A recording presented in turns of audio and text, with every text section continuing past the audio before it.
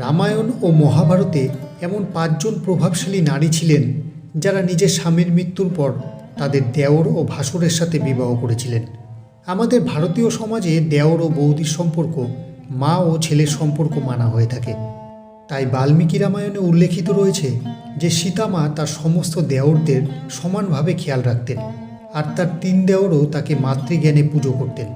তবে রামায়ণ ও মহাভারতে আমরা এমন অনেক কাহিনীর উল্লেখ পাই যেখানে স্বামীর মৃত্যুর পর দেওর তার বৌদির খেয়াল রাখার ঘটনা উঠে এসেছে। বন্ধু, পুরাণের গল্পগাথার আরও একটা নতুন এপিসোডে আপনাকে জানাই স্বাগতম। আপনি যদি আমাদের চ্যানেল এখনও সাবস্ক্রাইব না করে থাকেন তবে ঝটপট আমাদের চ্যানেল সাবস্ক্রাইব করে নিন, আর আমাদের চ্যানেলের প্রতিটি ভিডিও নোটিফিকেশন সবার প্রথমে পাওয়ার জন্য পাশে থাকা বেল আইকন প্রেস করতে ভুলবেন না। তাহলে চলুন শুরু করা যাক আজকের ভিডিও। সুগ্রীব ও তারার বিবাহ।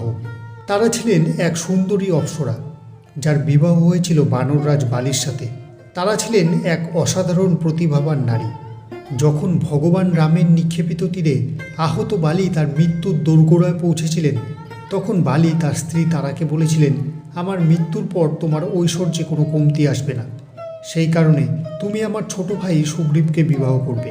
স্বামীর ইচ্ছে পূরণের জন্যই তারা এরপর সুগ্রীবকে বিবাহ করেন।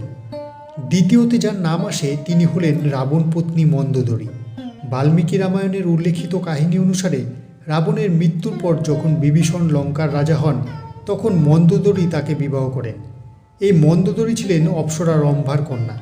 রাবণের মৃত্যুর পর বিভীষণ ছাড়া রাবণকুলের আর কোনো পুরুষ জীবিত ছিলেন না। এই কারণে রাবণকুলের রক্ষার্থে মন্দোদরী বিভীষণকে বিবাহ করেছিলেন। তৃতীয়তে যার নাম আসে তিনি হলেন ভানুমতি।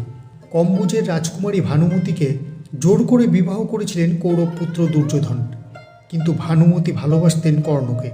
কুরুক্ষেত্রের যুদ্ধে যখন কর্ণ ও দুর্যোধনের মৃত্যু হয়, তখন ভানুমতি মহাভারতের মহাযোদ্ধা অর্জুনকে তার স্বামী হিসাবে মেনে নেয়।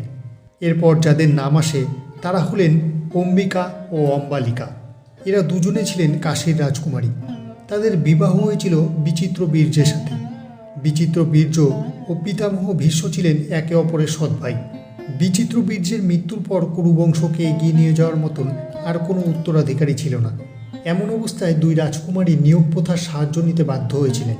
ব্যাসদেব ছিলেন অম্বিকা ও অম্বালিকার ভাসুর। নিয়োগ দ্বারা অম্বিকা ও অম্বালিকার থেকে পাণ্ডু ও ধৃতরাষ্ট্রের জন্ম হয়।